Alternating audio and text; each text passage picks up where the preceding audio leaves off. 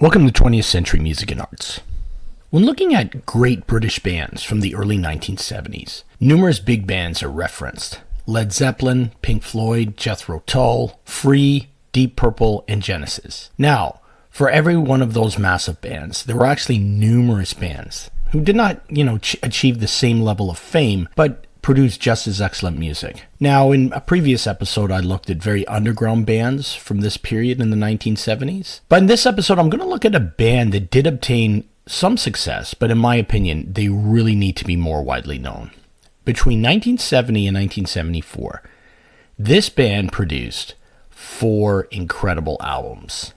They are too, complex to be sort of simple blues or like proto-metal or proto-punk, but they're also like raw and chaotic, so they're not quite progressive rock either. And that band, of course, I'm referring to is the Groundhogs. Thanks for all the support for this channel over the past couple of months. It's been great. I am working on a new intro, which we will eventually have hopefully soon. I look forward to producing more episodes for you. But let's get back to the Groundhogs. The story of the Groundhogs goes back to the British blues scene from the early 1960s.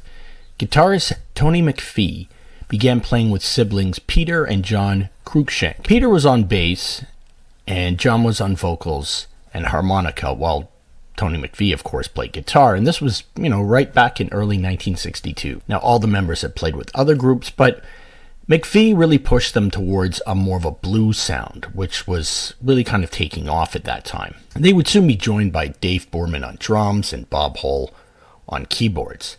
And they decided to call themselves the Groundhogs, after the John Lee Hooker song Groundhog Blues. But as fate would have it, they would end up becoming the backing band for John Lee Hooker on his 1964 and 1965 UK tours.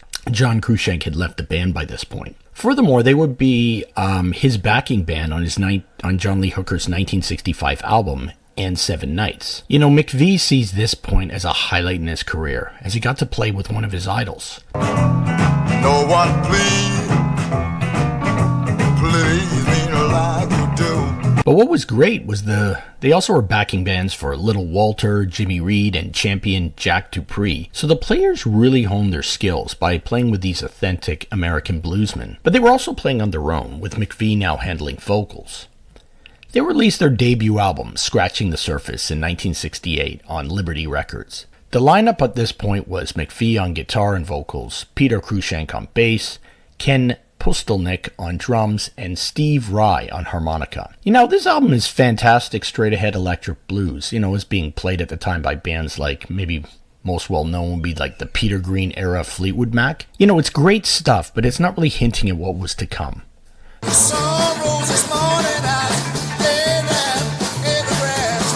The follow-up album in 1969, Blues Obituary, did hint more at what was to come, though. Steve Rye had left at this point, and they were now a trio. While this album is definitely blues rock, the band went outside the confines of the genre that, numerous other bands were doing in the psychedelic era. And Tony Mcphee was demonstrating guitar playing skill that was as good as many of the other players in the British rock scene. There's great tracks like BDD, I believe that's Blind, Deaf, Dumb. Days of the Week, that's Days, D-A-Z-E, and Week, W-E-A-K. Mistreated, and this great jammy psychedelic freakout called Light Was the Day. And, all these tracks really show the desire for the band to experiment. Now, while the band would never abandon the blues genre, as it would be, always central to the band's sound, the obituary for the blues, that cover, symbolized by the album's title and the cover, it would be a statement about the band simply not just replicating standards of the genre, but possessing a desire to go beyond the boundaries.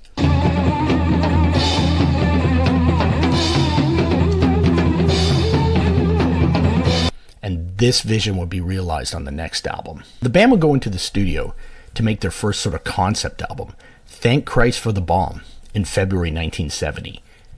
The engineer on the album was Martin Birch, who had just finished recording Deep Purple's heavy masterpiece, In Rock. Now, the album's title, Thank Christ for the Bomb, was an ironic take on the anti-war slogan, Ban the Bomb. In this case, maybe Mcphee was pointing out that nuclear weapons are the reasons why there has never been a third world war. But don't get it wrong, this is very much an anti-war album, as demonstrated by the lyrics on the title track. But the album also deals with themes of alienation, the alienation living in a small community. It also tells the story of a person who lived both in a mansion and on a park bench. What can I say? This album is an absolute masterpiece.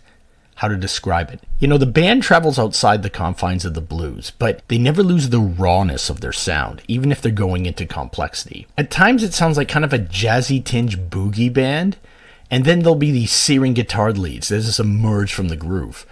McPhee, he needs to be seen in the same light as people like, Jeff Beck, Peter Green, and even Ritchie Blackmore. And the sound never loses that grit.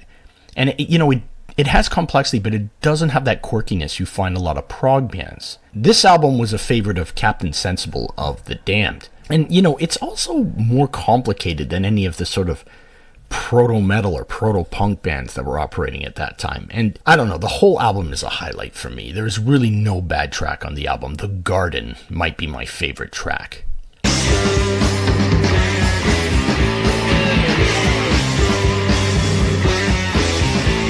This album was the most famous for the band so far, and it reached number 27 on the UK charts. And they would go back into the studio in November 1970 to make another incredible album, Split.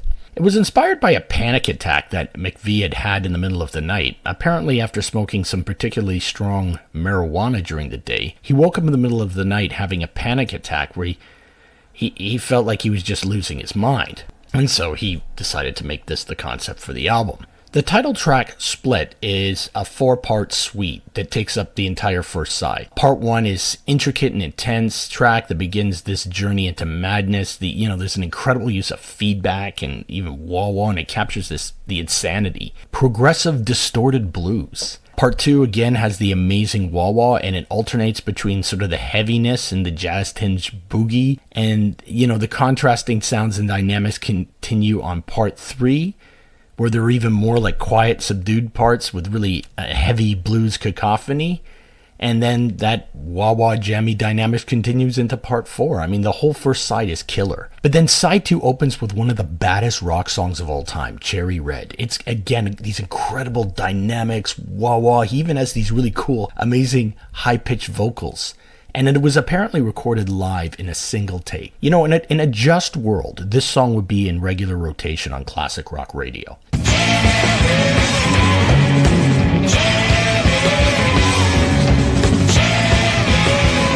Then you've got A Year in the Life. It continues that soft, loud dynamic. I mean, that's throughout the album. And then you've got Junkman. Starts out heavy, and then it goes in this kind of acoustic groove. And then the album closes with a traditional blues track, acoustic blues track, Groundhog. If you've not heard this album, you need to check it out. It is absolutely incredible. It was released in March 1971, and it increased the legacy of the Groundhogs. And they follow up with another incredible album. The band would go into the Delane Lee Studios in Wembley in January 1972 to record Who Will Save the World? The Mighty Groundhogs. The album has 3 members on the cover as sort of superheroes, and it's got this awesome artwork drawn by comic artist Neil Adams, who was famous for drawing Batman, among other characters in the early 70s, and the front cover looks like a issue of a comic book. Throughout the album, the band will sort of metaphorically battle with various forces of evil, such as overpopulation, pollution, war, big business, and even organized religions. It starts out with the fantastic Earth Is Not Room Enough.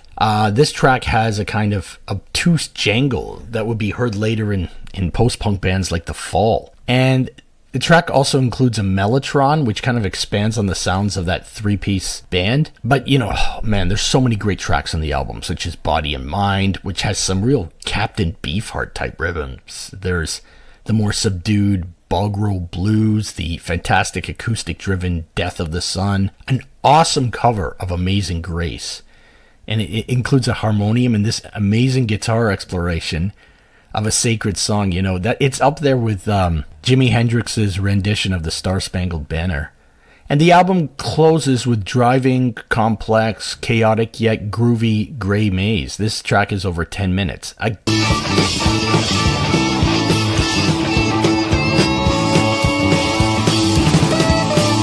Again, this album is fantastic from start to finish. And, it's the Groundhogs. It's raw and it's complex. It's progressive without being indulgent. The trio of albums, Thank Christ for the Bomb, Split, and Who Will Save the World, The Mighty Groundhogs, are all essential listening. And in my opinion, they are three of the best rock albums of the 1970s. And that's a good place to start with the Groundhogs. But the band had at least two more great albums in them.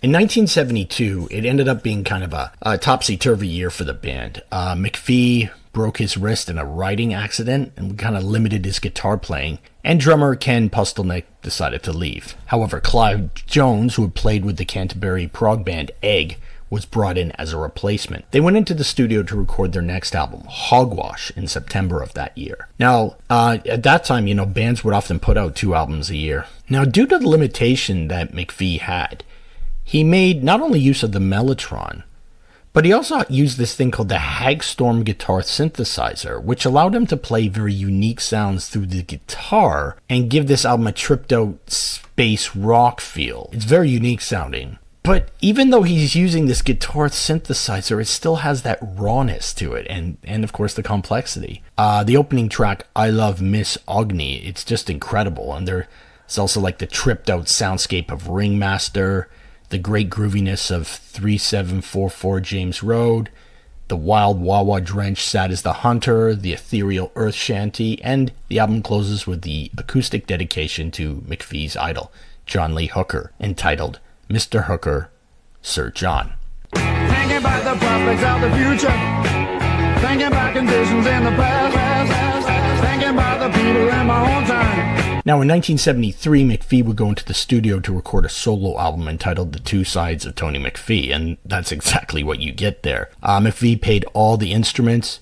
Now, most of the album consists of this sort of like blues numbers, both acoustic and electric, except for the long last track, The Hunt. In a scathing critique of English fox hunting, McPhee creates this wild electronic experimental piece with his own kind of narration. It's really, really wild. It sounds like something you'd hear on a 70s science fiction show. Really, really cool.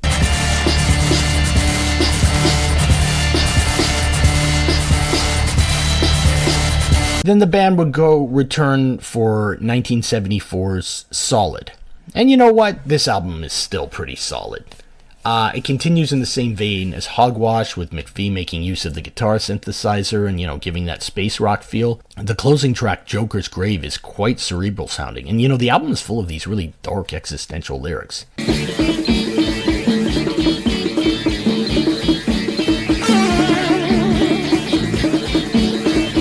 the album did not sell as well. And the band had pretty much broken up by the end of 1974, though they did do one session for John Peel in early 1975. McPhee would actually put together a new lineup of the Groundhogs in 1975, and he would release 2 albums in 1976, Crosscut Saw and Black Diamond. While these albums aren't bad, and they certainly do have their moments, they are pretty conventional blues rock, hard rock albums, and it seemed like McPhee was feeling the pressure of the more commercial direction that the music industry was taking in the mid-1970s.